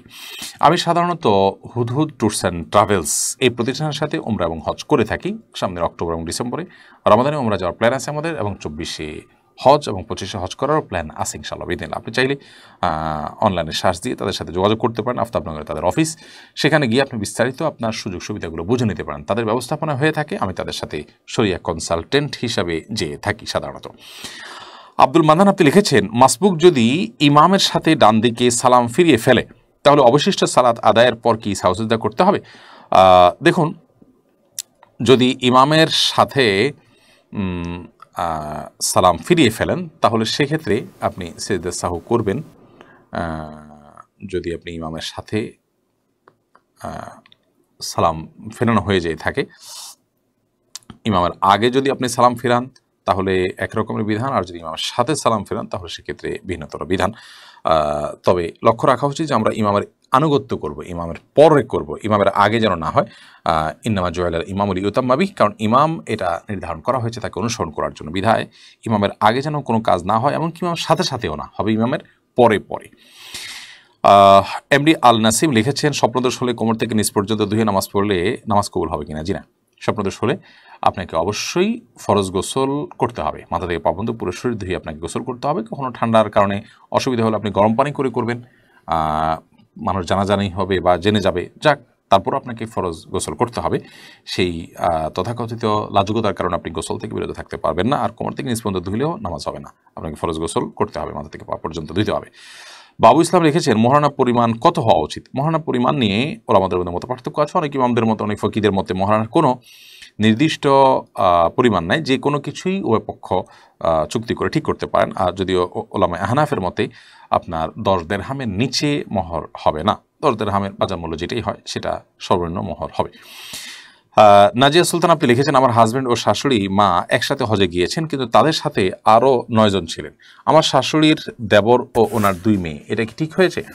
আপনার শাশুড়ি যদি হজে যেয়ে থাকেন তাহলে সেক্ষেত্রে আপনার স্বামী যদি সাথে যান তাহলে সেক্ষেত্রে তো আপনার স্বামী তার সন্তান হিসাবে মাহারাম ছিলেন, তার হজ হয়ে গেছে, কোনো অসুবিধা নেই। কিন্তু অন্য মহিলারা যদি থাকে যাদের মাহারাম ছিল না, তাহলে সেক্ষেত্রে যেমন শাশুড়ির সাথে অন্য কোনো মহিলা থাকলেন, যে মহিলার কোনো মাহারাম পুরুষ নেই ওই কাফেলাতে, তাহলে সেটা গুনাহের কথা। কিন্তু শাশুড়ির দেবর আছে, শাশুড়ির দেবর মানে হলো আপনার চাচা শ্বশুর আছেন, তো চাচা শ্বশুর তো পুরুষ মানুষ, ওনাটা তো উনি করতেই পারেন। ওনার 2 মেয়ে আছে, অর্থাৎ সে ভদ্রলোক যিনি চাচা শ্বশুর, তার 2 মেয়ে আছে, তাহলে বাপ মেয়ে আছে, তাহলেও কোনো অসুবিধা নেই। অর্থাৎ মেয়েরা মাহারাম ছাড়া সফর করতে পারবে না, হজ করতে পারবে না, এছাড়া অন্য কোনো বিধিনিষেধ ক্ষেত্রে নেই। এমনি জোবাই আপনি লিখেছেন কেউ যদি ওমরা করে তাহলে তার উপর কি হজ ফরজ হবে? কেউ যদি ওমরা করে তাহলেও তার উপর হজ ফরজ হবে, যেটা একটু আগে উত্তর দিয়েছি একবার। হাসনে আরা ইকবাল আপনি লিখেছেন আমার স্বামী ইন্তেকাল করেছেন, কি আমল করব ওনার রুহের মাগফিরাতের জন্য? সবচেয়ে বেশি করবেন দোয়া, আল্লাহ আপনি তাকে মাফ করে দিন, তার মাগফিরাত নসিব করুন, দোয়া করতে থাকবেন। সেই সাথে তার পক্ষ থেকে দান সাদাকা করবেন সাধ্য অনুযায়ী, সামর্থ্য অনুযায়ী, ইনশাআল্লাহ বিদিল্লাহ সেটি তার জন্য আল্লাহ রাব্বুল আলামিন কবুল করবেন। আব্দুল মান্নান লিখেছেন মাজবুক যদি ইমামের সাথে আপনার প্রশ্ন দিয়েছি। সাদিয়া তন্ময় লিখেছেন কোনো বাবা মা যদি নিজের সন্তানের অভাবে টাকা দিয়ে সাহায্য না করে অন্য মানুষকে টাকা দিয়ে সাহায্য করে তা কি কবুল হবে? কোনো বাবা মা যদি নিজের সন্তানের অভাবে না থাকার কারণে টাকা দিয়ে সাহায্য করলো না, নিজের সন্তানের অভাব আছে কিন্তু তাকে টাকা দিল না, অন্যদেরকে টাকা দিয়ে বেড়াচ্ছে, অবশ্যই সেটা অনুচিত কাজ। নিজের আত্মীয় স্বজনের মধ্যে গরিব অভাবে থাকলে তাদেরকে অগ্রাধিকার দিতে হবে, তারপর আপনি অন্যদেরকে দিবেন। তানিয়া সুলতানা লিখেছেন কিন্তু এখানে আবার একটা ব্যাপার আছে যে অনেক সময় সন্তানের অনেক আছে তারপর সে আরও চায়, তো সেটা তো অবশ্যই সঠিক হবে না। তানিয়া সুলতানা লিখেছেন নামাজ পড়া অবস্থায় আজান উত্তর দেওয়া যাবে কিনা? না, নামাজ পড়া অবস্থায় আজান উত্তর দিতে পারবেন না। রবিউল ইসলাম রওশন লিখেছেন হিন্দু ব্যক্তিকে রক্তদান করা যাবে কিনা? অমুসলিমকে আপনি রক্ত দিতে পারেন। তানজুদ এয়াডিকাম লিখেছেন কেউ আমাদের উপর কালো জাদু করে থাকলে বুঝবো কিভাবে? ঘরের সকলেই সবসময় অসুস্থ থাকি, একটার পর একটা রোগ লেগেই থাকে, রোগের যেন শেষ নেই, ডাক্তারের চিকিৎসা করা হচ্ছে, ভালো হবার নাম নেই, কী করবে এখন? ভালো কোনো রাকেই শরণাপন্ন হতে পারেন, বা রুকিয়া সম্পর্কিত যে সমস্ত গ্রুপগুলো আছে অনলাইনে সেগুলোতে আপনি আপনার ব্ল্যাক ম্যাজিকে আক্রান্ত মানুষের কিছু আলামত সিমটম আছে সেগুলো আপনি স্টাডি করেন এবং দেখেন যে সেগুলো কোনোটা আপনাদের মধ্যে আছে কিনা। আল্লাহ তাআলা আপনাদেরকে আমাদের সবাইকে শেফায়ে কামাল দান করে আমরা সে দোয়া করি। প্রিয় দর্শক, দেখতে দেখতে আমরা প্রায় 1 ঘন্টা সময় পেরিয়ে গেছি এবং এখন অনেকগুলো প্রশ্ন আমার সামনে আছে। ইনশাআল্লাহ বিদিনিল্লাহ সামনের লাইভে এই প্রশ্নগুলোর উত্তর যেগুলো আমার সামনে এখনও আছে সবগুলো না পারলেও যতগুলো সম্ভব ইনশাআল্লাহ আমরা উত্তর দেওয়ার চেষ্টা করবো। আপনারা সামনে লাইভটিতে আমাদের সঙ্গে থাকার চেষ্টা করবেন। আল্লাহ তাআলা আমাদেরকে নিরাপদে রাখলে, সুস্থ রাখলে ইনশাআল্লাহ বিদিনিল্লাহ আগামী সপ্তাহের লাইভ অনুষ্ঠানে আবার আপনাদের প্রশ্নের উত্তর নিয়ে আমরা হাজির হব। আল্লাহ তাআলা আমাদের সকলকে সে পর্যন্ত ভালো রাখুন, নিরাপদে রাখুন এবং সুস্থ রাখুন। অসুস্থদেরকে আল্লাহ তাআলা পরিপূর্ণ শিফা দান করুন। আমি যেন পরিপূর্ণ শিফা লাভ করতে পারি, আল্লাহ যেন আমার প্রতি রহম করেন। আপনাদের অন্তঃস্থল থেকে আমি এখনও তো আর মুখাপেক্ষী। আল্লাহ তাআলা আমাদের সবাইকে কল্যাণ পথে রাখুন, অবিচল এবং সত্যের পথে রাখুন, আমাদেরকে অনড় এবং কোরআন এবং হাদিসের আলোকে যে সমস্ত কথাগুলো আমরা জানতে পারলাম সেগুলো অন্যদের কাছে পৌঁছে দিব এবং লাইভটি শেয়ার করে দিব যাতে অন্যরাও সেখান থেকে জ্ঞান আহরণ করতে পারে। হাদা মা ইনদি ওয়াল ইলমু ইনদাল্লাহ। ওয়াসসালামু আলাইকুম ওয়া রাহমাতুল্লাহি ওয়া বারাকাতুহু।